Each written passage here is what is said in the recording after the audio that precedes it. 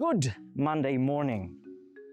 Today we are going to embark on a journey into the world of data visualization and storytelling. I am here at Karolinska University, which is the home ground of the legendary and late Hans Rosling, a master storyteller when it comes to data visualization. This video is the first in a multi-part series where we learn to recreate one of his most famous presentations, the most famous presentation, the Health and Wealth of Nations, from scratch. This is the Health and Wealth of Nations, a mesmerizing visualization that tells the story of global development over the past 2 centuries. Each bubble represents a country, with its size representing population and its color indicating region. As the years progress, we see nations moving up and to the right, signifying improvements in life expectancy and income. The man that made this presentation was Hans Rosling, a Swedish doctor, statistician and sword swallower, and author of the amazing book Factfulness. He was a master storyteller who used data to challenge our assumptions and reveal the incredible progress of the human race. Hans Rosling was so good at bringing you hope, and he did it with this incredible passion. All this man talked about was statistics, and when he did, he enthralled everyone.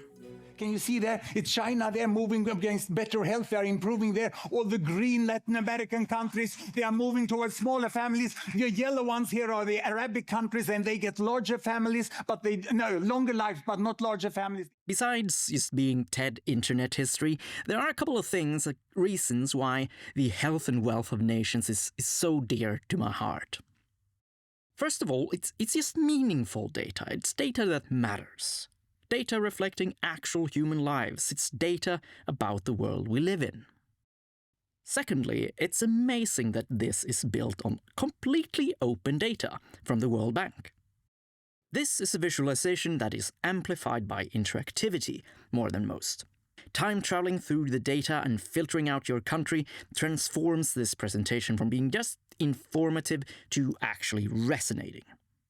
I think that this presentation has a lot of promise as an example of what can happen when web developers bring their skills of interactivity into the field of data. The Health and Wealth of Nations appears like a data beast, but it is surprisingly straightforward to replicate with the help of modern data tooling. What exactly are we manifesting? I've deployed a version of what we're aiming for at rosling.fff.dev. This is what we're going for. It uses real data from the World Bank and has an interactive slider to time travel through the data. And that's pretty much it. Creativity is not required, but encouraged. You can add your own flair to it or just do something exactly like this. The point of me doing this deployment is more to give you a concrete direction. It is an answer to the question of, how do I get started in data development? Basically, I just want to get you out of that paralysis of, where do I begin? The centerpiece of learning in this UnTutorial is Observable Framework. In its documentation, Observable Framework presents itself as, I am an open source static site generator for data apps. That's interesting. Static site generator for data apps. I'm going to get back to the static site generator part. For now, I want to have your attention on that data app part. If you look at Observable's website, they say, by data app, we mean an application that is primarily a display of data that helps you derive insights to understand and evaluate potential decisions to take action. So in web developer terms, you can think of data apps kind of like a single-page application, but specialized on data. You will need to make some plots in this UnTutorial, and for this UnTutorial, you should be using Observable Plot, which is a plotting library by the same company as Framework. But Observable Plot and Framework are completely decoupled, and you can use any plotting library, such as Vega in Framework. It's not critical to the spirit of this tutorial, so if you're familiar with Vega, go with that. I'll talk more about Observable Plot when we get to it. Since this is the first episode in this series, and really the first proper episode of the new fun function, let me talk a little bit about the UnTutorial format. The UnTutorial is really the educational format that I have always wanted myself. The way that I have learned almost everything I know about development, and really pretty much everything, is by applying 2 steps. Step 1.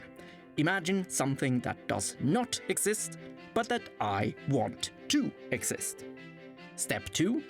Bang my head against the keyboard until it is manifest. I'm a fast learner and a smart cookie, but I really never felt like that when I was in school. I spent 3 years in a classroom in Sweden getting lessons in German.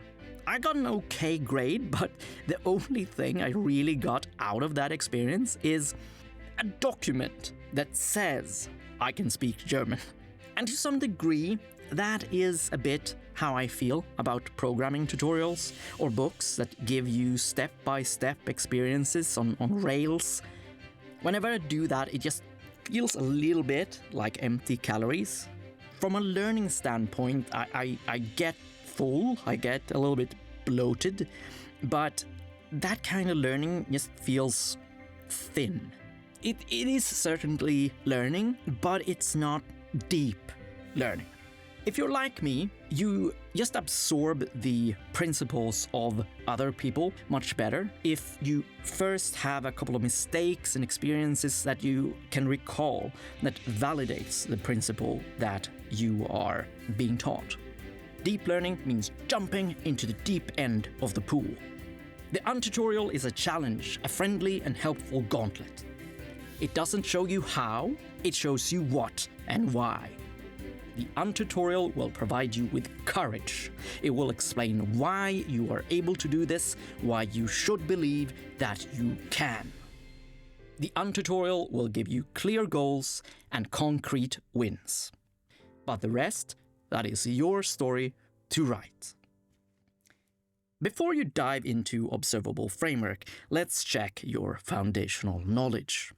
First, let's go through the things you need to be able to do already, or be prepared to learn as you go. Command line interface basics, the terminal. Just basics, you don't need to know awk or anything. I'm just kidding here, of course. Nobody actually knows awk. You'll be needing the basics of JavaScript, and maybe a little bit more, but not much. If you're uncertain if that's you, then you'll be fine. You're going to be doing some things with Node.js and Npm, but it's absolute basics, so this is a good time to learn Node.js if that is new to you. It's not strictly required, but you'll have more fun if you deploy your work to the world. My demo app at rosling.fff.dev is deployed on Netlify, but since Observable Framework builds to static files, you can deploy it on any old toaster, really. So those are the only things you really need to be able to do or be willing to learn. During this journey, you'll come across some concepts that aren't strictly needed. Just be more forgiving of yourself along the way if these are new to you. For example, you'll be asked if you want to set up a Git repository when you initialize your first Observable Framework project. Git is great to learn and use, but if Git is new to you, you can leave learning that for another day. Or you can make that day this day. Git is amazing and it will change your life. Side quests are cool.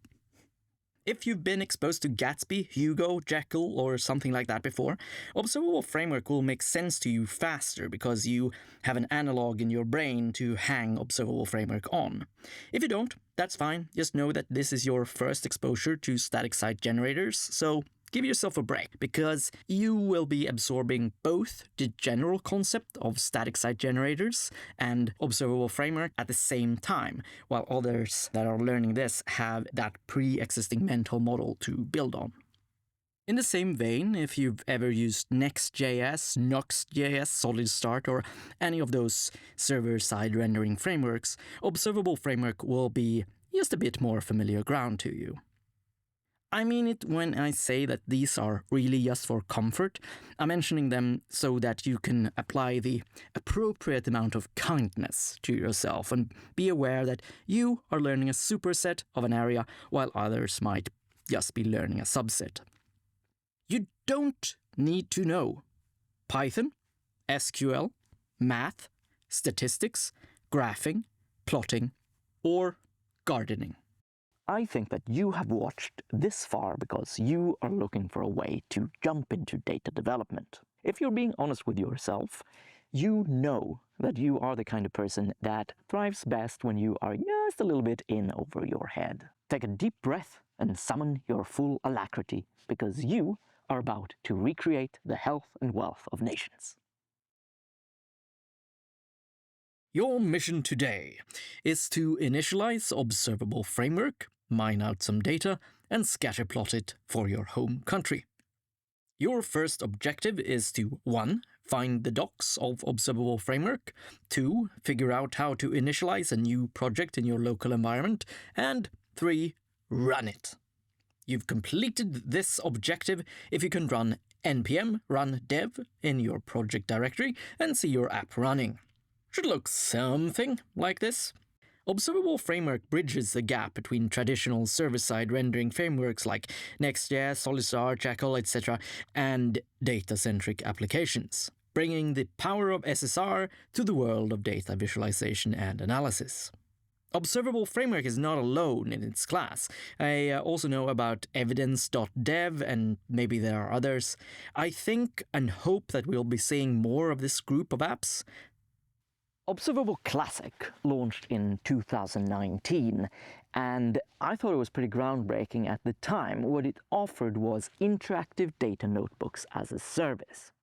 And me, MPJ, being a kind of data engineer slash front-ender, thought that this was amazing and that it was going to take the world by storm.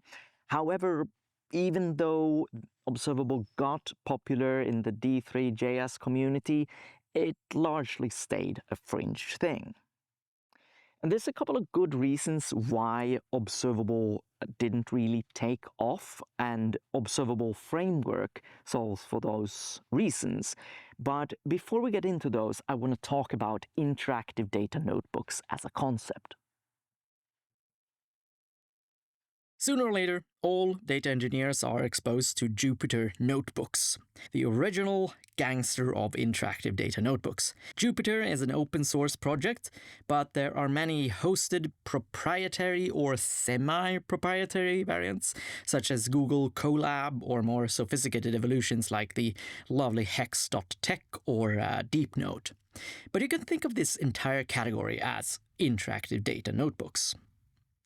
If you aren't familiar with the concept of data notebooks from before, you can think of them as sort of web-based interactive data documents.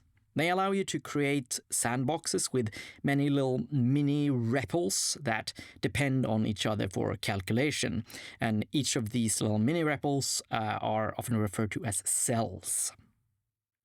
The fact that they are called cells also give you a little bit of a hint that they are conceptually related to spreadsheets. They're kind of like spreadsheets on steroids, but without a grid. Notebooks are incredibly handy in data science because they allow you to divide your data transformation over many cells, where you incrementally transform your data in each cell. So you have this visual feedback loop of what the data looks like in every step as you gradually refine and cultivate it. In practice, a cell can be doing filtering, another can be doing aggregation, another pivoting, decoration, or more complicated things, until you finally have mangled the data into shape and it's suitable to visualize in a plot. After all that, you slap some markdown on it, and you have a pretty impressive report to show to stakeholders. Being able to use JavaScript gives you powerful capabilities that Python simply doesn't have. The fact that JavaScript runs in the web context and has D3.js allows you to do incredibly impressive visualizations, render to HTML canvas with full hardware acceleration. To see for yourself, you can look at the showcase on observablehq.com. It's just awe-inspiring, some of the stuff. And you simply won't be seeing stuff like this done in Python, especially if you want it to be interactive and responsive.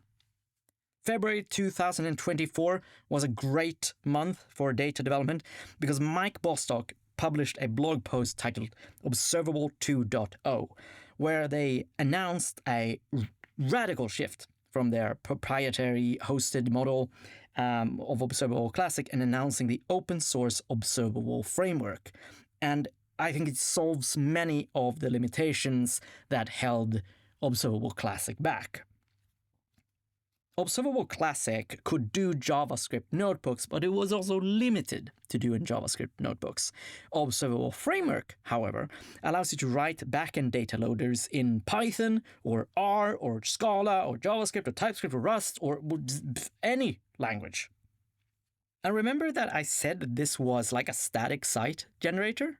Observable Framework data loaders are statically compiled. So even if you use Python, R, Scala, Rust, or Zig for your data processing, you can deploy the finished data app on any cheap host without paying for a database or server-side execution, because the aggregations are already compiled at build time when you deploy. And of course, Observable Framework being open source means that you are no longer locked into observable hosting, and as with open source in general, the potential is just 100 times greater. Now, go forth. Pause the video and unpause when you are done, and I will shower you with your well-earned congratulations. If you do not pause, you will get those words undeserved, and you will feel all hollow inside, so summon your full alacrity and pause right now.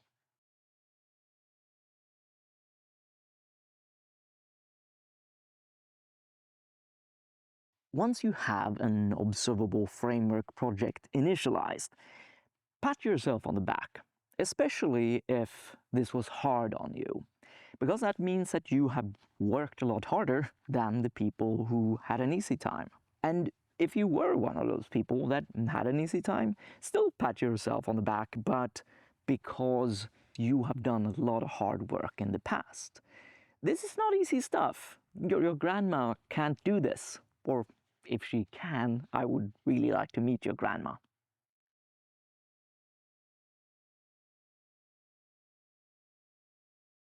Alright, your second challenge is to mine and display some raw data.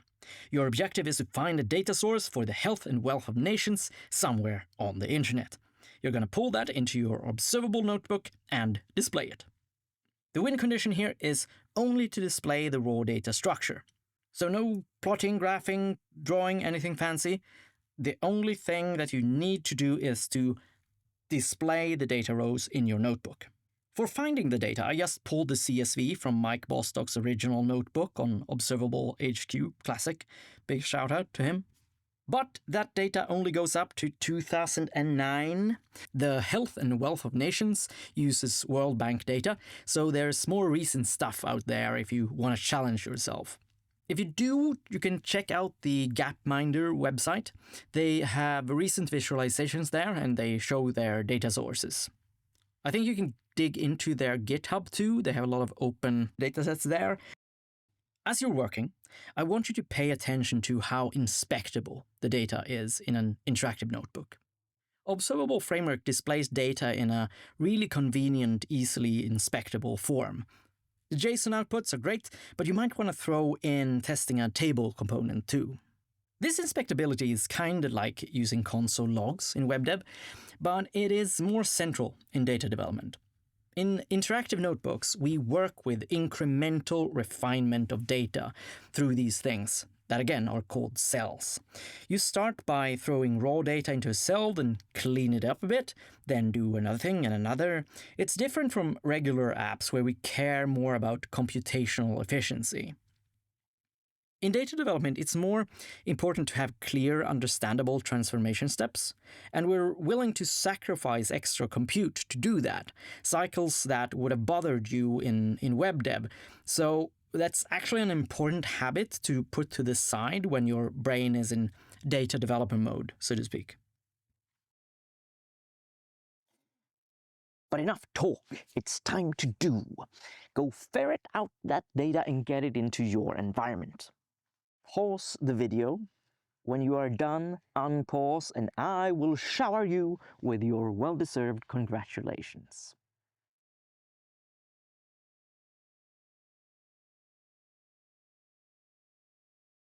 Boom! Good job! You're taking time and energy out of your day to learn this. Don't wave away how special that makes you. You could have been streaming some show or doom scrolling. Instead, you're working on a skill that is good for you to know and for others that you can help with it. You have just taken actual control of some data and put it into an environment that is specialized at helping you work with it. You've set yourself up for the third and final challenge, which is pulling data for your home country and creating a scatter plot. But before we do that, let's hear from our sponsor, Codecrafters. Because if you have made it this far into the video, you are probably a Codecrafters kind of person. Codecrafters takes an unorthodox approach to learning that flips things inside out. Most development learning material teaches you how to use everyday tools to build, but instead, Codecrafters teaches you how to build those everyday tools yourself from scratch. If Codecrafters ran a cooking school, they'd teach you how to forage food or forge your own knives. It's really refreshing thinking. They add challenges all the time, but as of recording this video, they have challenges for build your own Git, build your own HTTP server, build your own SQLite, build your own Redis, build your own DNS, build your own grep, build your own language interpreter, build your own BitTorrent, build your own shell. So you're probably noticing a theme here. These tools are everyday tools that you encounter as a consumer of them. I kind of automatically assume that they are a lot more complicated than they actually are. And I find myself thinking that building Git, that's something that Linus Torvalds and other people build. And I'm not that person. So learning how to build these things yourself can be incredibly empowering. You can do so much more than you think. Codecrafters says challenges, not courses, and that is because they are really more than courses. It's an actual development environment, but that instead of deployment, it's there to support your learning and checking your progress.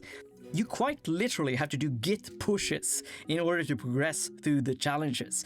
That makes so much sense, and that's such a satisfying approach to learning. And Codecrafters have tracks for so many programming languages. It's ridiculous. Git has like 11 options, so you can build your Git in like Haskell or Kotlin. As of recording this video, they have tracks for Rust, Go, Python, C, C#, C++, Clojure, Crystal. I had no idea what Crystal was, and I had to look it up. It was invented in Argentina in 2014 and aims to be as expressive as Ruby but as fast as C, but with the safety of a statically typed language. It's an absolutely gorgeous little thing. Dart, I still don't get why Dart is still a thing, but it is, and that's interesting. Elixir, Gleam, cutest language, it's adorable. Haskell, yes, learn your Haskell for great good. I did a video on learning Haskell back in the day. It was not a good idea. But this is Java, JavaScript, Kotlin.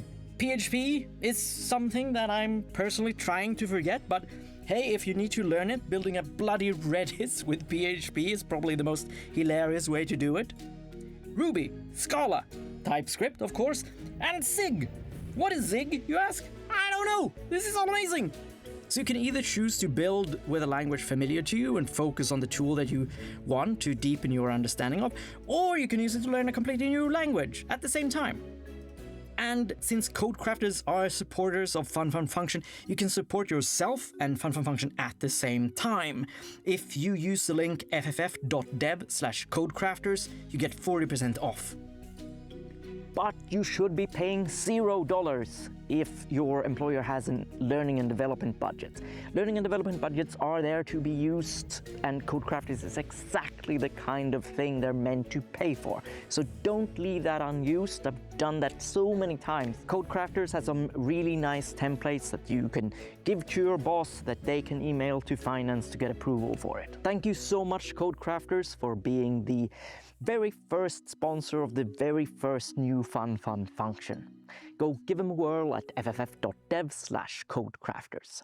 Now, back to the show, your show. The time has come for you to scatterplot the health and wealth of your home country. Your third and final objective in this tutorial is to scatterplot the data for your home country. More concretely, the win condition is for you to have something that looks like this. A scatterplot that shows the data points for your home country over time. What the hell is a plot, really? Let's dive into what a plot really is and how the term plot differs from the word graph or chart. Let's get comfy with these concepts. Plotting refers to the process of placing data points on a coordinate system. This can actually get surprisingly complex and powerful, but the overwhelmingly common use case is a coordinate system with an X and Y axis. So for the sake of not going insane, just envision that in your head when you hear plot. In DataVis, you'll often hear people say graph when they could have said plot. And that is not strictly wrong to say, because in terms of data structures, graphs are the superset that plot belongs to.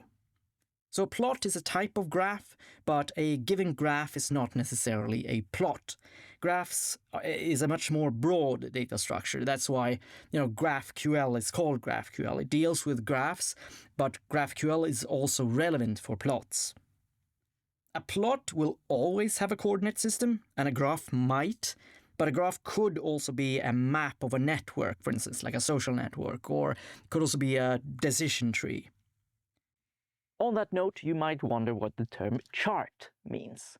Chart is one of those terms that doesn't have a formal meaning like graphs or plots do. It's one of those terms that is like AI or Web3. It's very fluffy and elastic. There's an important reason why I'm so adamant that the first thing I want you to do is specifically to plot and not graph or chart. And that is because I want you to start thinking in points. While I am a big fan of jumping into the deep end, I think it's always good to be armed with a strong grasp of a big primitive when you're entering a new domain. For example, in web development, the primitive that I'm talking about is the DOM element, for example. In games, it would be the sprite. In music, it would be the note. And in data, points are everywhere. Try to learn to look for axes everywhere. Move from property thinking to axis thinking. For example, if you have a customer table, instead of thinking about visits as a property or a column, think visits axis. Or on a product table, instead of thinking price property or price column, think price axis. That's gonna hurt your head for a little while, and that pain is good. That pain is what we are looking for. And I want you to let go of firm type thinking. As web developers, we're very used to having these very strict notions around our types, like customer, order, product. But when we're doing data analysis, this firmness of the relational database, it just unfolds like a kaleidoscope, where we instead work with axes side by side, and we mangle them in many steps. We pivot and we transform and blah, blah, blah in many steps. Your organization and naming skills, they are going to be a lot less useful in data visualization. Don't get me wrong, analyst culture. They organize and reuse way too little, so you're going to bring in a lot of good there, but you need to know that you are going to have the tendency to over-organize in the beginning. You'll learn quickly that thinking in points will allow you to leverage a lot of the functional programming that you've picked up in JavaScript. Points work incredibly well with map, filter, sort, reduce, and any aggregation. In fact, you'll begin realizing that the functional programming techniques that work well with DOM nodes in React and such were originally designed for data point manipulation. And that career in React, it accidentally prepared you for this moment. Suddenly, you'll understand what the zip function in functional libraries is useful for. So pay attention to points and axes as you're learning, because then in all the confusion, you will have one strong pillar to hold on to. So, what should you use to draw your plot? I recommend just using Observable Plot because it is a plotting tool and its API is very plotty and pointy, if that makes sense. Vega is also fine, but I would avoid other libraries that do too much thinking for you. The point here is to get a feel for data points and data APIs, not just drawing lines on the screen. But MPJ, why not use D3.js? You talk about how good D3 is all the time. Shouldn't we go for that directly? Well, D3 is still the best at what it does. D3 is the tool to learn if you're serious about database. D3 is, however, general purpose and low level, and while you can do anything with it, it's quite a bit of work, as it is with any tool with high generality and power. This is true even if you know D3 well. It's amazing, but it's not sleek or fast to work with. D3 was created by Mike Bostock, a former graphics editor at the New York Times in 2011. Observable Plot was released in 2021, and the person behind it is also Mike Bostock, the creator of D3, and Observable Plot natural builds on top of D3. In fact, it's pretty common for charting libraries to build on top of D3. Vega and ChadCN Chart do, for instance. Observable Plot doesn't dumb things down too much, I think. It's pretty flexible, but still manages to hide a lot of the plumbing that is often unnecessary distractions when you just want to draw some plots, even if you're a D3 wizard. But for you, I think the most important reason to use Plot rather than D3 directly is because there's lots to learn from the API abstraction itself. Because Mike and the other maintainers, and this goes for Vega too, have enshrined a lot of their many years of industry knowledge and data thinking into that API. Observable Plot makes use of the fact that it's very focused on the task of plotting points. When you know what you're focused on with an API, there's some very sleek design decisions that emerge, and those design decisions are great sources of knowledge if you study them. So don't stress too much towards your goal here, and take some time to understand the APIs because they teach you data thinking. For example, when you run into an unfamiliar term like marks or domain or maybe range or scale, don't stress past those and instead get curious about those concepts. The time has come for you to launch into the third and final challenge and complete this UnTutorial. Pause this video, take a break, take a breather, and then finish this. Unpause when you are done, and I will give you some words around your achievement.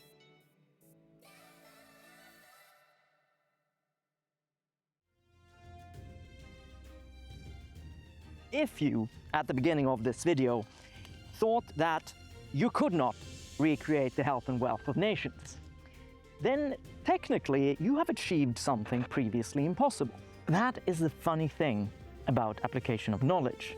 At one point, a thing is impossible, and then later, poof, you've shifted the constraints of reality. Let your neurology absorb that for a moment. This is This is practicing self-efficacy. Our neurology is very energy conservative and risk averse, which means that we are capable of so much more than what it feels like. And we need to remind ourselves of that every moment we get. And if you're having one of those moments, roll yourself in that moment like a happy Labrador.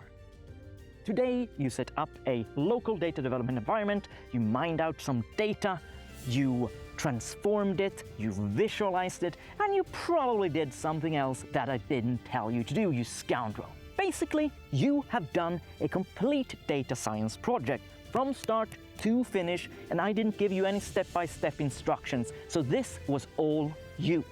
And now, given that you know that you can do impossible things, ask yourself, can MPJ make an epic sponsor segue that perfectly capitalizes on my receptive state? Maybe you can build Git. Maybe you can build your own SQLite. Maybe you'll finally learn Rust. Sign up for Codecrafters and see if you can defy another law of gravity. Remember to use ff.dev/codecrafters when you sign up. Then you support both yourself and the production of Function, and you get 40% off. If you're like me and you want an escape from algorithms and connect with what the essence of the internet was like, then I have a long-form Monday morning chronicle called Fun Email. It does not strive to be a newsletter. It doesn't try to keep you on top of things. Instead, it's just this Monday morning juicy nugget that you can have over coffee that tries to get to the bottom of things. But don't take my word for it. Here's what Gavin from Dublin has to say about it.